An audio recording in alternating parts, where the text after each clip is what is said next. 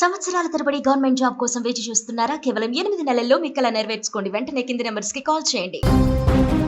Breaking news అందుతోంది. Bharat Russia స్నేహంపై America serious అవుతోంది. రష్యాతో డీల్స్ను తగ్గించుకోవాలని వార్నింగ్ ఇస్తోంది. ఆయుధాల కొనుగోలు సరైన పద్ధతిలో లేదు.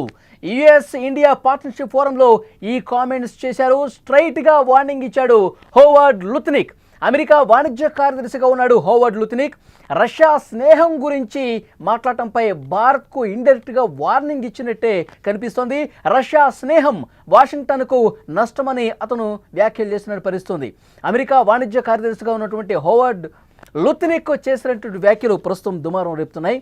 రష్యాతో స్నేహబంధాన్ని తెంచుకోండి, రష్యాతో మీ మిత్రత్వం ఇక కొనసాగకూడదు, మీరు ఏదైతే రష్యాతో చేస్తున్నటువంటి స్నేహం వాషింగ్టన్కి నష్టం కలిగించే విధంగా ఉందని చెప్పి ఆయన మాట్లాడుతున్నాడంటే రష్యా మిత్ర దేశాలన్నీ కూడా పూర్తిగా రష్యాకి దూరం జరగాలి, రష్యాని ఒంటరి చేయాలన్న ఒక ఉద్దేశం అమెరికాలో చాలా స్పష్టంగా కనిపిస్తుందని దీన్ని బట్టి మనం అర్థం చేసుకోవాలి. సో దీని గురించి మనం కొంత లోతుగా విశ్లేషించే ప్రయత్నం చేద్దాం. న్యూస్ రూమ్ నుంచి ఎడిటర్ తిరుమల్ లైవ్లో జాయిన్ అయ్యారు. తిరుమల్, ఏదైతే హోవర్డ్ లుత్నిక్ అమెరికా వాణిజ్య కార్యదర్శిగా ఉన్నాడో అతను చేస్తున్నటువంటి వ్యాఖ్యలు ఏ విధంగా అర్థం చేసుకోవాల్సిన అవసరం ఉంది? మళ్ళీ ఇక్కడ చాలా స్పష్టంగా ఒక విషయాన్ని అర్థం చేసుకోవాలి. హోవర్డ్ లుత్నిక్ మాట్లాడాడు అంటే ఆ మాటలు 100% డొనాల్డ్ ట్రంప్ మాట్లాడినట్టే లెక్క. డొనాల్డ్ ట్రంప్ కొంతకాలం నుంచి భారత్ పైన విషం కక్కుతున్నాడు, భారత విషయాల్లో అనవసరంగా జోక్యం చేసుకుంటున్నాడు, భారత అంతర్గత విషయాల్లో కూడా తనకు నచ్చినట్టుగా తనేదో చేసినట్టుగా గొప్పగా చెప్పుకుంటూ ఉన్నాడు. నిజానికి భారత్కి 1971కి ముందు నుంచే రష్యాకి మంచి సంబంధాలు ఉన్నాయి, మంచి స్నేహం ఉంది. నిజంగా చెప్పాలంటే భారత్కి నిజమైన స్నేహితుడు ఎవరు అంటే రష్యా అని చెప్పాలి.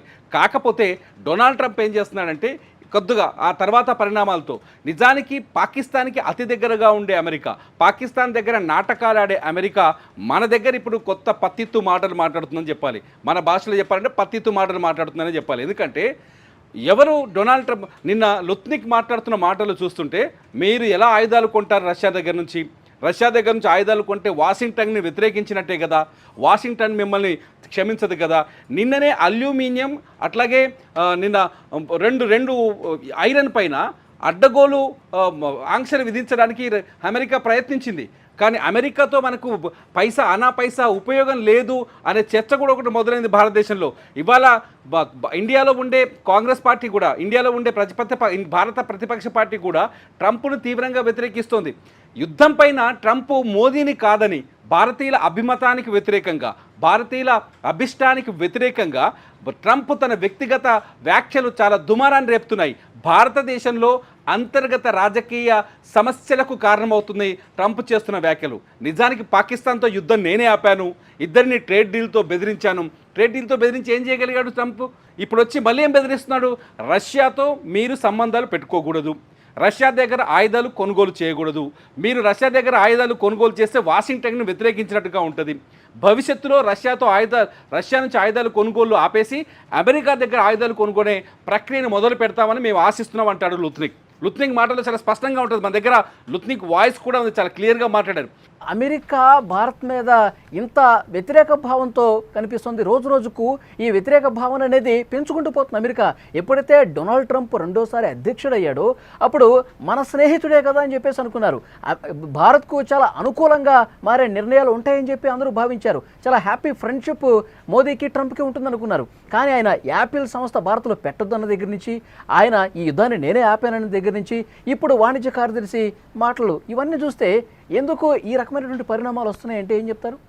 ఒక విషయం చాలా స్పష్టంగా చెప్పాలి. యూరప్లో జరిగిన ఒక సర్వే కొన్ని భయంకరమైన నిజాన్ని బయటపెడుతుంది. ఏం చెప్తుంది అంటే మూడో ప్రపంచ యుద్ధం ఎంత కాలంలో వస్తుంది అని ప్రజల్ని అడిగినా కానీ, కొంత నిపుణుల్ని అడిగినా కానీ రాబోయే 10 సంవత్సరాలు అంటే 2030 లోపు ఖచ్చితంగా మూడో ప్రపంచ యుద్ధం మొదలైపోతుంది, సర్వనాశనం చేస్తుంది ప్రపంచాన్ని ఒక చర్చ ఉంది. ఈ విషయాన్ని అమెరికా చాలా బలంగా తీసుకుంటుంది, యూరప్ దేశాలు చాలా బలంగా తీసుకుంటున్నాయి. ఎందుకంటే నిన్న రష్యా ఉక్రెయిన్ మధ్య జరుగుతున్న 3 సంవత్సరాల వార్ ఖచ్చితంగా మూడో యుద్ధం వైపు మలుపు తిరిగే అవకాశాలు ఉన్నాయని ఎక్స్పర్ట్స్ చెప్తున్నారు. ఈ విషయాన్ని గుర్తుపెట్టుకోవాలి. ఒక్కసారి ఇంటర్నేషనల్ మీడియాలోకి వెళ్ళి ఒక్కసారి చూస్తే మనకు అర్థమవుతుంది. ఇది 3rd వరల్డ్ వార్కి దారితీసే అవకాశాలు స్పష్టంగా ఉన్నాయని చెప్తుంది. ఒకవేళ అదే జరిగితే ఉక్రెయిన్కి అమెరికా మద్దతు ఇవ్వాల్సిన అవసరం ఏర్పడుతుంది. ఇప్పటికే అమెరికా ఉక్రెయిన్ని ప్రోత్సహిస్తోంది. యూరప్ దేశాల ఆధిపత్యాన్ని ప్రపంచం మీద రుద్దే ప్రయత్నం చేస్తుంది అమెరికా. యూరప్ దేశాలని ఎంటేసుకొని ప్రపంచం పైన అజమాయిషీని చెలాయించే ప్రయత్నం చేస్తుంది అమెరికా. అందుకే ఉక్రెయిన్కి ఈ యుద్ధంలో, చిన్న దేశమైన ఉక్రెయిన్కి ఈ యుద్ధంలో ఇంత సాంకేతికత, ఇంత ఆయుధాలు, ఇంత సైన్యాన్ని సహకారం చేస్తుంది ఎవరు? దొంగతనంగా నాటో కాదా? దొంగతనంగా ఈ అమెరికా కాదా? అట్లాగే మిగతా యూరప్ దేశాలు కావా? నిన్న జెలెన్స్కీ చేసిన దాడిని యూరప్ దేశాలు గొప్ప విజయంగా చూపిస్తున్నాయి. రష్యాని బలహీనపరచాలనే ఉద్దేశంతో భారత్ని బెదిరిస్తోంది అమెరికా. రష్యాని ఎందుకు బలహీనపరచాలనుకుంటుందంటే, రేపొద్దున వరల్డ్ వార్ కానీ లేకపోతే ఉక్రెయిన్కి రష్యాకి మధ్య భీకర యుద్ధం కొనసాగితే రేపొద్దున రష్యాకి భారత్ మద్దతుగా వెళ్ళకూడదు అనేది వాళ్ళ మొదటి లక్ష్యం. రెండోది వచ్చేసి రష్యాని ఆర్థికంగా దెబ్బతీయాలి. ఉక్రెయిన్ చేస్తున్న దాడులతో ఇప్పటికే రష్యా తీవ్రమైన కష్టాల్లోకి వెళ్ళింది, నష్టాల్లోకి వెళ్ళింది, బలహీనంగా కనిపిస్తుంది ఆయుధ సామాగ్రి పరంగా కూడా. సో రష్యా మళ్ళీ బలపడకూడదు అంటే, ఆర్థికంగా బలపడకూడదు అంటే రష్యాతో సన్నిహితంగా ఉన్న దేశాలని రష్యాను దూరం చేయాలి. ఇవాళ ఒక దొంగ నిర్ణయం తీసుకుంది యూరప్కి సంబంధించిన ఫ్రాన్స్ అండ్ బెల్జియం. ఈ రెండు దేశాలు ఇవాళ రష్యాకు నుంచి ఆయిల్ కొనుగోలు నిలుపుదల చేశాయి. నిజానికి రష్యా భారత్కి అతి తక్కువ ధరకే ఆయిల్ని సప్లై చేస్తుంది. అతి తక్కువ ధరకే ఆయిల్ని సప్లై చేసింది. తాజాగా 2 రోజుల క్రితం కూడా S-400ని మరో 2 S-400స్ని 2025-26 లోపే డెలివరీ చేస్తామని హామీ ఇచ్చింది. S-400 చిన్న విషయం కాదు. భారత గగన తలాన్ని ఇనుప కంచెలాగా కాపాడింది. మొన్న పాకిస్తాన్ పహల్గామ్ అటాక్ తర్వాత దొంగతనంగా డ్రోన్లతో అటాక్ చేస్తుంటే వాటన్నింటినీ అడ్డుగోడగా నిలబడ్డది S-400. ఆ S-400ని మళ్ళీ ఇంకా 2 S-400ని భారత్కి అప్పచెప్తామని, ఇస్తామని రష్యా హామీ ఇచ్చింది. ఈ డీల్ ఇప్పుడు అమెరికాకు నచ్చట్లేదు. ఎందుకంటే పాకిస్తాన్ ఇండియా కొట్టుకొని, పాకిస్తాన్ ఇండియా ఎప్పుడు వివాదంలో ఉంటే అది అమెరికాకు ఉపయోగపడుతుంది. దొంగతనంగా మొన్న కిర్నా పర్వతాల్లో మన భారత వైమానిక దళం పాకిస్తాన్లో దాడి చేసిన తర్వాత కిర్నా పర్వతాల్లో పాకిస్తాన్ అణుస్థావరాలపైన దాడి జరిగిందనే చర్చ రాగానే C-350 విమానాన్ని వేసుకొని అమెరికా ఒక రౌండ్ చక్కర్లు కొట్టేసి వెళ్ళిపోయింది. అంటే పాకిస్తాన్కి అమెరికాకి మధ్య కూడా వ్యూహాత్మక సంబంధాలు ఉన్నాయి. అందుకోసమనే రేపు పొద్దున రష్యా ఇండియాకి మద్దతు ఇవ్వకుండా ఉండాలి. రష్యాకి ఇండియాకి మధ్య దూరం పెరగాలి. రష్యా ఇండియాని శత్రుత్వం చేయాలి. రష్యా శత్రువుగా మారాలి. చేస్తూ దీన్ని ఇంకా పెంచుకుంటూ పోతే అమెరికా మరింత ఒత్తిడి తీసుకొచ్చే ప్రయత్నం చేసినా, మీరు ఆయుధాలు కొనుగోలు చేయొద్దు, పూర్తిగా మీ వ్యాపార సంబంధాలు ఏమైనా ఉంటే పూర్తిగా తెంచుకోండి, రష్యాకి దూరంగా ఉండండి అని చెప్పి ఇలాంటి ఆందోళన తీవ్రతరం చేస్తే, ఇలాంటి వైఖరి, ఇలాంటి ఒత్తిడి భారత్ మీద అమెరికా పెడితే భారత్ వెనక్కి మళ్ళీ అవకాశం కనిపిస్తుందా? రష్యాకి నరేంద్ర మోదీ, మన భారత ప్రధాని నరేంద్ర మోదీ తెలివితేటల్ని, చాకచక్యాన్ని, అపర చాణికత్వాన్ని మనం ఒక్కసారి ఇక్కడ గుర్తు చేసుకోవాల్సిన అవసరం ఉంటుంది. మోదీ 3వ దఫా 2 సార్లు ప్రధానమంత్రిగా ఈ దేశాన్ని పరిపాలించినప్పుడు విదేశీ విధానాలపైన చాలా పటిష్టమైన, చాలా వ్యూహాత్మకమైన అడుగులు వేశారు. మోదీకి ఇటు రష్యా కూటమి దేశాలు కావచ్చు, ఒక రకంగా తీసుకుంటే అమెరికా కూటమి దేశాలు కావచ్చు, ఈ రెండితో సమాంతరమైన సంబంధాలు ఉన్నాయి. ఒక విషయాన్ని గుర్తుపెట్టుకోండి, రష్యా యుద్ధం మొదలైన తర్వాత మోదీ ఉక్రెయిన్కి వెళ్ళి అక్కడ జెలెన్స్కీని కలిసి పరామర్శించొచ్చారు. ఉక్రెయిన్కి ఇండియా ఏమేమి ఇస్తుందో తెలుసా? మందులు ఇస్తోంది, ఆహారాన్ని ఇస్తోంది, ఉక్రెయిన్ కావాల్సిన అన్ని రకాల సపోర్ట్ చేస్తోంది, ఒక ఆయుధాలు తప్ప. కానీ అట్ సేమ్ టైం ఇదంతా జరుగుతున్నప్పటికీ పుతిన్ ఏం చేస్తున్నాడో తెలుసా? భారత్కి అయినా మద్దతు ఇస్తున్నాడు. మోదీ ఉక్రెయిన్కి వెళ్ళినా భారత్కి పుతిన్ చాలా బహిరంగంగా నిర్ద్వంద్వం చాలా స్పష్టంగా మద్దతు ఇస్తున్నాడు. పహల్గామ్ దాడి విషయంలో మద్దతు ఇచ్చారు, ఆపరేషన్ సింధూర్ విషయంలో మద్దతు ఇచ్చారు, ఇప్పుడు 2 S-400ని మళ్ళీ ఇస్తా అంటున్నాడు. బ్రహ్మోస్ క్షిపణిని మళ్ళీ నెక్స్ట్ తరాన్ని, నెక్స్ట్ జనరేషన్ని కలిసి అభివృద్ధి చేద్దామంటున్నాడు. పాకిస్తాన్కి ప్యాంటు తడిపించిన బ్రహ్మోస్ క్షిపణికి మద్దతు తెలిపాడు. బ్రహ్మోస్ క్షిపణి ఇవాళ మొత్తం ప్రపంచవ్యాప్తంగా గుర్తింపు పొందింది. ఒకవేళ అమెరికా ఒత్తిడి చేసినప్పటికీ కూడా భారత్ వ్యూహాత్మకంగానే ఉంది.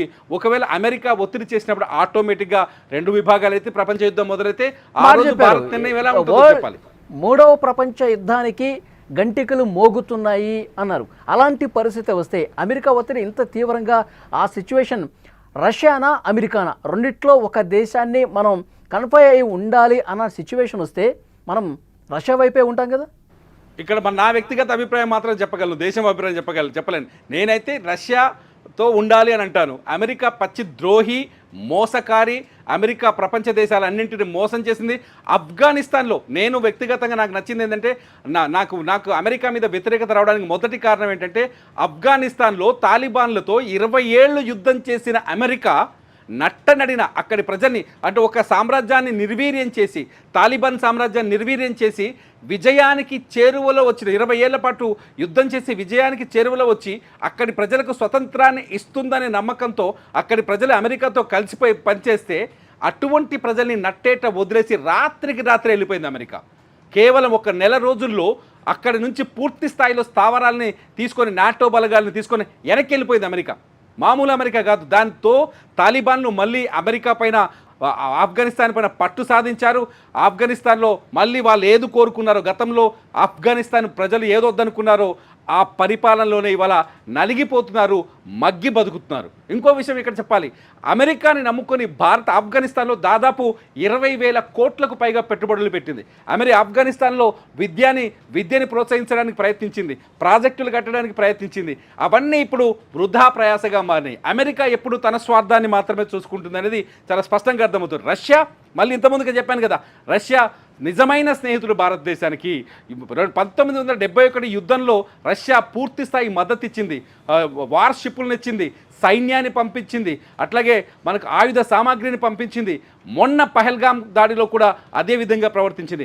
అప్పటి నుంచి ఇప్పటి వరకు రష్యా భారతదేశంతో సత్సంబంధాలు కొనసాగిస్తుంది. భారతదేశంతో చాలా తక్కువ, ఎటువంటి సుంకాలు లేని వ్యాపారాన్ని కొనసాగిస్తుంది. అమెరికా ఏం చెప్తుంది, ట్రంప్ ఏం చెప్తున్నాడు, ఇండియాలో ఐఫోన్ ఫ్యాక్టరీ పెట్టకూడదు, ఇండియాలో యాపిల్ సంస్థని నిర్మించకూడదు, ఇండియాకి పోయి ఏ పెట్టుబడులు పెట్టకూడదు, ఇండియా నుంచి దిగుమతి చేసుకునే వస్తువులకి అధిక సుంకాలు విధించాలి. మొన్న గట్టినే కొట్టింది ట్రంప్ని అమెరికా కోర్టు. అక్కడ వాణిజ్య కోర్టు చాలా చెంప మీదకి వెళ్ళి కొడితే ఇక్కడికి వచ్చేసింది ఆటోమేటిక్గా ట్రంప్కి. ఎందుకంటే మీరు తీసుకున్న సుంకాల నిర్ణయం అమెరికాని భవిష్యత్తును నాశనం చేస్తున్నాయని. ఇంపోర్ట్ చేసుకునే వస్తువులపైన సుంకాలు పెంచడం వల్ల అమెరికా పౌరులు ఎక్కువగా ట్యాక్సులు కట్టాల్సి వస్తుంది. అమెరికా పౌరులు ఎక్కువ ధర పెట్టి వస్తువులను కొనుగోలు చేసుకోవాల్సి వస్తుంది. అటువంటి అమెరికాకి ఖచ్చితంగానే లెంపకాయలు వేసింది ట్రంప్కి. అటువంటి ట్రంప్ తలతిక్క నిర్ణయాలు తీసుకుంటున్నారని మాత్రం నేను అనుకుంటాను. 90% అమెరికా డ్రామా ఆర్టిస్టు, రష్యా నిజమైన స్నేహితుడు అనేది నా ఉద్దేశం. చూద్దాం. తిరుమల మొత్తానికైతే అమెరికా భారత్ మీద ఒత్తిడి పెంచే కార్యక్రమం ఇంకా తీవ్రం చేస్తున్నట్టు కనిపిస్తోంది. భారత్ రష్యా స్నేహం మీద అమెరికా సీరియస్గా మాట్లాడటాన్ని అదేవిధంగా అర్థం చేసుకోవాలి.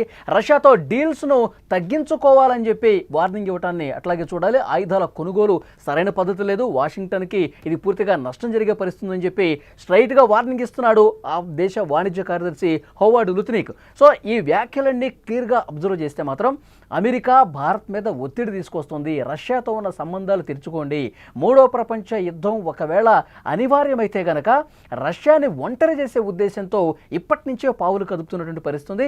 భారత్ ఏమాత్రం లొంగదు, తన చిరకాల మిత్రుడు రష్యా వైపే ఉంటుంది భారత్ అనేది కూడా చాలా స్పష్టంగా అందరికీ అర్థమైన విషయం. And these kind of things, just creating that relationship, being a part of BRICS, Yep. right? Which is, let's move to not support the dollar and dollar hegemony. That's not really the way to make friends and influence people in America. So, the president calls that out directly and specifically, and the Indian government is addressing it specifically and directly.